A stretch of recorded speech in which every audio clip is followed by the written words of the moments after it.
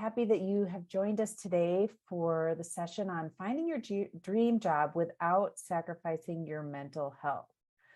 So, a job search consists of many pieces. We work on our resumes and write our cover letters. We work on building our skills. We research, network, submit applications, attend interviews, and all of these things take a great deal of energy. They can cause stress. It can be demoralizing and demotivating, especially when we're hearing no or hearing nothing at all in response to our efforts. So, through all of this, we often forget to give attention to our own personal well-being, which can in turn negatively impact our job search and the prospect of finding success in that search. Today, we give some attention to our own well-being so that you can maintain energy and motivation toward your job search. It's our hope that you'll walk away with some actionable ideas that you can start implementing immediately to help manage your well-being through your job search so that you can keep your energy and motivation up. Okay, so well-being. Well-being, what is it? Why is it important? It's a multi-dimensional, meaning physical health, emotional health, mental health. There are many things that can contribute to your overall well-being. Attending to your health and well-being can go a long way to make sure you are showing up as your best self through the job search process. It also helps keep energy and motivation up through the sometimes bumpy road of a job search. Okay, so what I'm going to do here next is go through a series of prompts. I'm going to give you a little time between each one. If you have something to journal with, that's really kind of the optimal situation, is to record this either on a document or in like regular paper and pen with writing it down. So what we're going to look at first is the current state. How do you feel at this moment? Mentally, emotionally, and physically. What is taking up the most headspace at this moment? And why?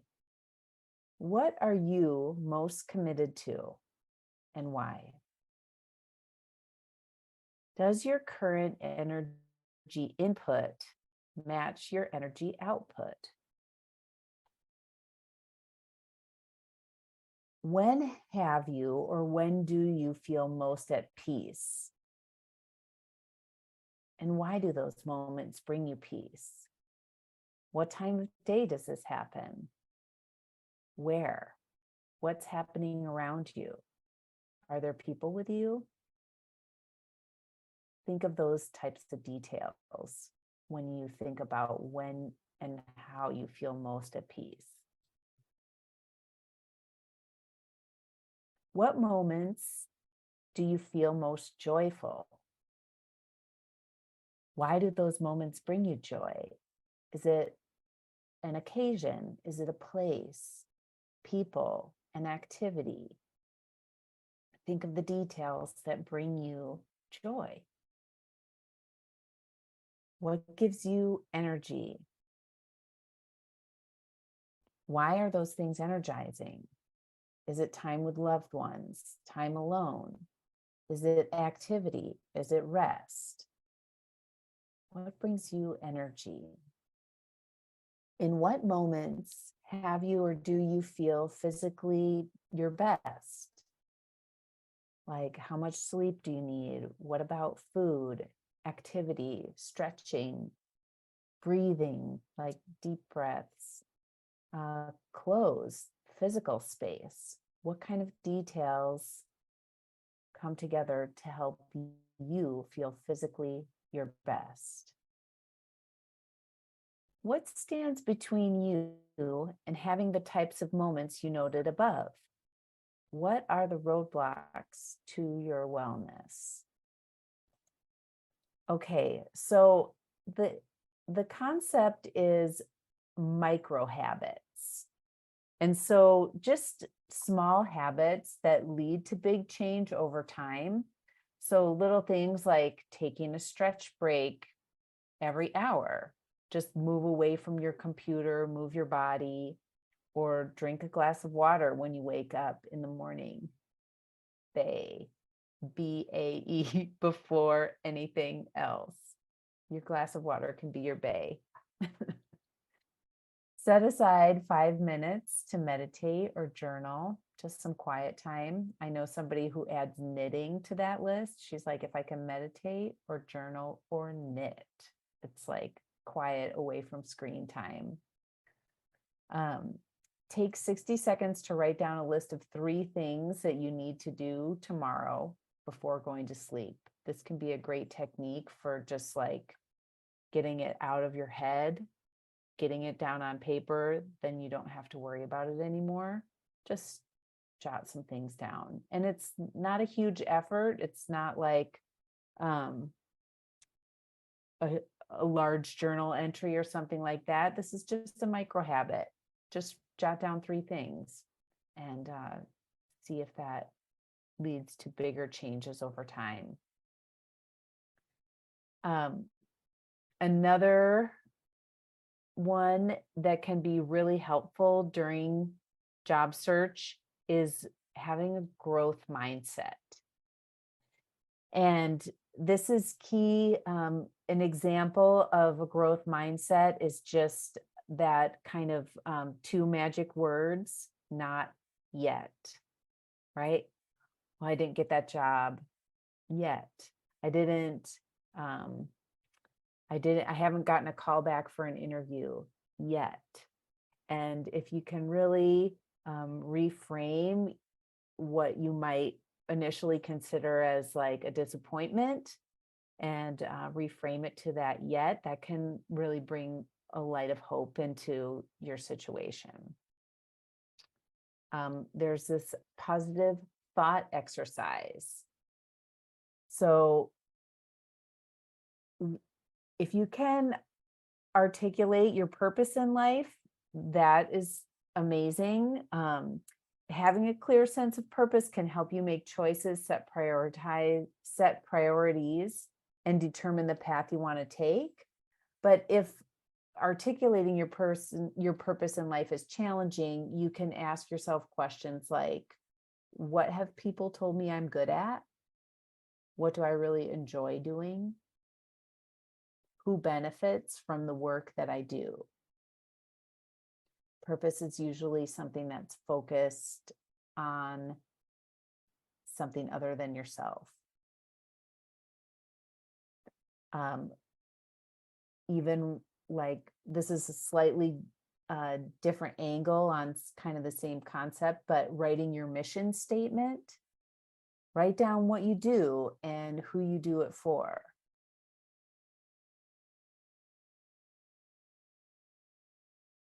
And then the third one, and this is so important because I think it shows up in many, many aspects of the job search journey, is practicing telling stories of your accomplishments.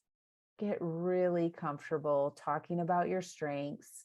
Get really comfortable talking about what you bring to the table. The PAR method is a good structure for this, where you identify a problem, identify the action that you took, and identify the results. PAR, problem, action, results. That can be a great framework for talking about steps that you've taken to solve problems and really highlight your strengths. And the last one here is developing a routine. So finding a rhythm that works for you. It doesn't need to be overwhelming. Find a rhythm that you can manage. So even, if it's like a routine that is something that you do a few times a week, or it doesn't need to be daily. It doesn't need to be like a full hour, but just really be true to yourself and find a routine that works for you.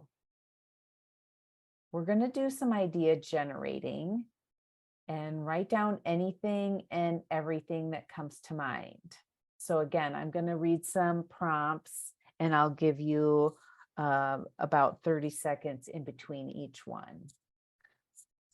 I'm actually using my timer here. Okay.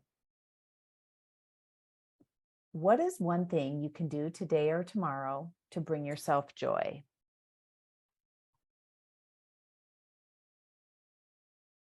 What is one thing you can do today or tomorrow that is energy giving, gives you energy, fills that energy reserve?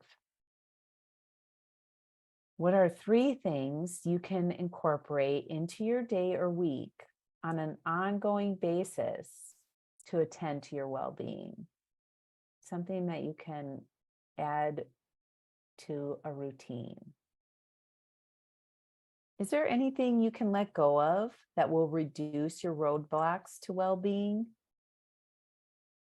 If you are at your best, what will that mean for your job search and your future employer? So we want to take the time to think about what you want to help you stay focused on that end goal. So making sure that you've got clarity on what that dream job could be.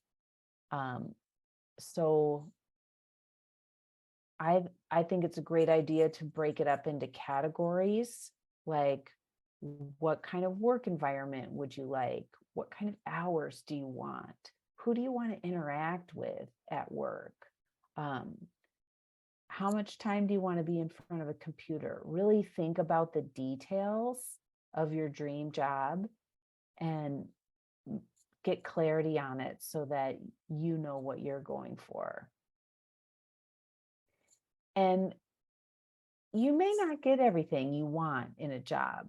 You know, if you're thinking of everything from like work environment to benefits to compensation, you know, but knowing your ideal will help you get as close to that as possible. And then you'll have clarity on, okay, well, I might be willing to negotiate A if I got B and C.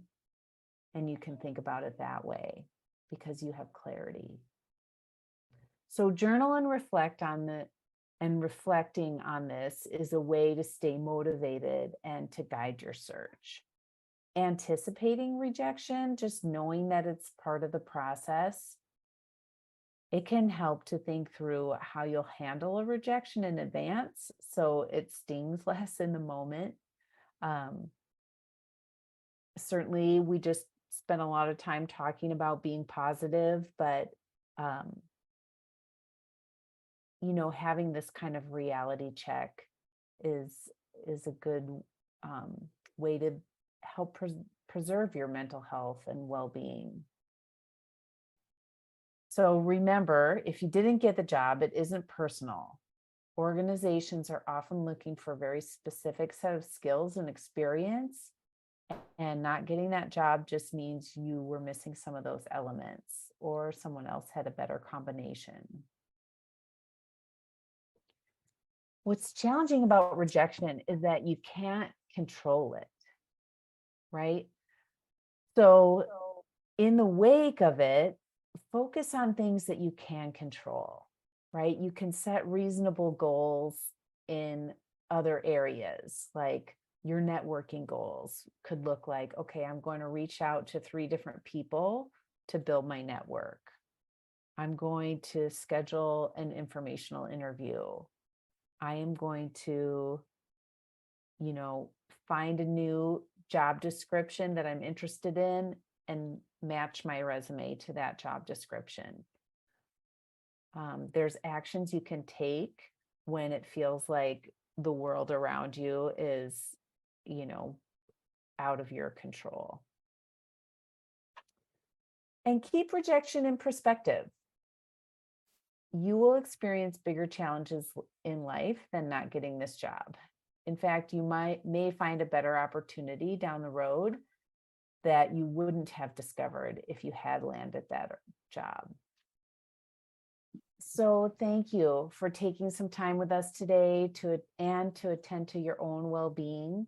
I hope you're leaving with some ideas and next step to attend to yourself through your job search and beyond, so that you can show up as your best self in your daily lives and for your next career step.